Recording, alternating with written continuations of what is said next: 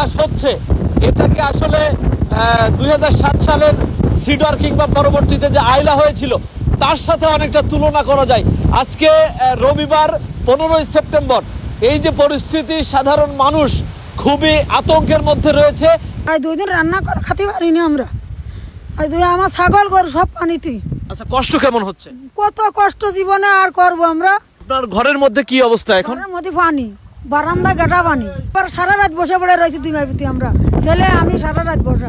এমন মানবিক বিপর্যয়ের সময়ও আমাদের উপজেলা প্রশাসন বলেন কিংবা জনপ্রতিনিধি বলেন, কেউ কিন্তু এদের খোঁজ খবর নিতে আসে নাই। আমরা অনেকেই লক্ষ্মীপুরে, নোয়াখালীতে, ফেনীতে ত্রাণ সহযোগিতা করতে গিয়েছিলাম, কিন্তু আজকের যে পরিস্থিতি অভয়নগর অঞ্চলে, জলবদ্ধ অঞ্চলে, সেই পরিস্থিতিতে সেই সমস্ত মানবতার ফেরিওয়ালাদের আজকে খুব বেশি প্রয়োজন বলে আমার কাছে মনে হচ্ছে।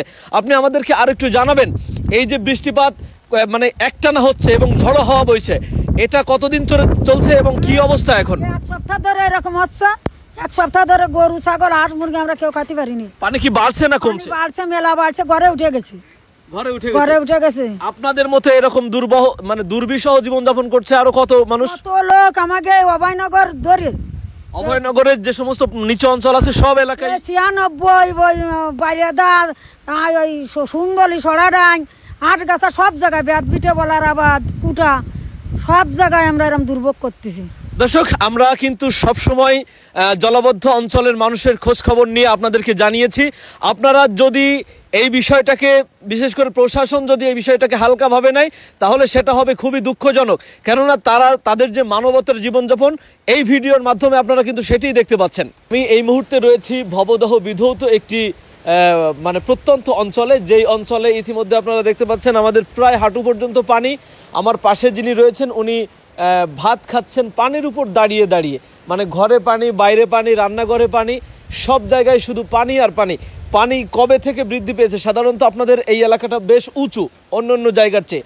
এই উঁচু অঞ্চলেও যখন এই অবস্থা, তখন নিম্ন অঞ্চলের অবস্থা খুবই খারাপ। আপনি কি ঘরে বসে গরুর খাঁটি দুধ ক্রয় করতে চান? তাহলে এখনই যোগাযোগ করুন মোমিল্ক এক্সপ্রেসে। এখান থেকে শতভাগ খাঁটি দুধ স্বল্প সময়ে নওপাড়ার বিভিন্ন এলাকায় সরবরাহ করা হয়। রয়েছে ক্যাশ অন ডেলিভারি সুবিধা। অর্ডার করতে এখনই যোগাযোগ করুন। প্রতি কেজি। আমাদের সমাজে নারী বা পুরুষের কি ভূমিকা হবে সেটা জেন্ডার ঠিক করে দেয়।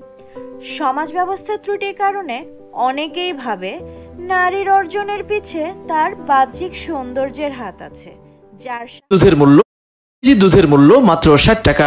আপনারা কবে থেকে এই জলবদ্ধতার শিকার হয়েছেন? আমরা এক সপ্তাহ আগে এই জলবদ্ধতার শিকার হয়েছেন। এখন কি কি সমস্যা হচ্ছে? এখন আছে খাওয়া, রান্না বাড়া করা, বিচেলি পানিতে আছে ভেসে যাচ্ছে, গরুরে খাইতে দিতে পারতেছি না ঠিক মতন, নিজেরা আহার করতে পারতেছি না, কীভাবে আছে চলাফেরা করব, এই দুঃখে আমাকে আর কিছু নাই। আচ্ছা, কেউ কি আপনাদের খোঁজ খবর নিয়েছে এখন পর্যন্ত? না, আমাদের এখন পর্যন্ত কেউ খোঁজ খবর নেয় নেই। আপনাদের এই মুহূর্তে তো মানবিক সাহায্য প্রয়োজন, কারণ আপনাদের সব আয় ইনকামের পথ তো বন্ধ, তাই না? হ্যাঁ। দর্শক শুনছিলেন, আমি একটু এই বাড়ির যিনি মহিলা আছেন তার সাথে একটু কথা বলতে চাই। আপনি একটু জানান, সকালবেলা কি রান্না করেছেন? হ্যাঁ, করেছি। আচ্ছা, কিভাবে রান্না করলেন? ওই ইটির পরে রাখিয়ে তাই করেছি। আপনার চুলায় তো আমি দেখলাম পানি উঠে গিয়েছে। চুলা বানানো, তারপরে রান্না করেছি। তা ওই রান্না করেছি তাই করেছি, কিন্তু খাওয়া যাবে কিনা সেটা ঠিক না। আচ্ছা, সেইভাবে রান্না করতে পারেননি। আচ্ছা, এই যে কষ্ট, এই যে দুর্ভোগের মধ্যে পড়েছেন, কেমন লাগছে? আসলে কষ্টটা কত বেশি?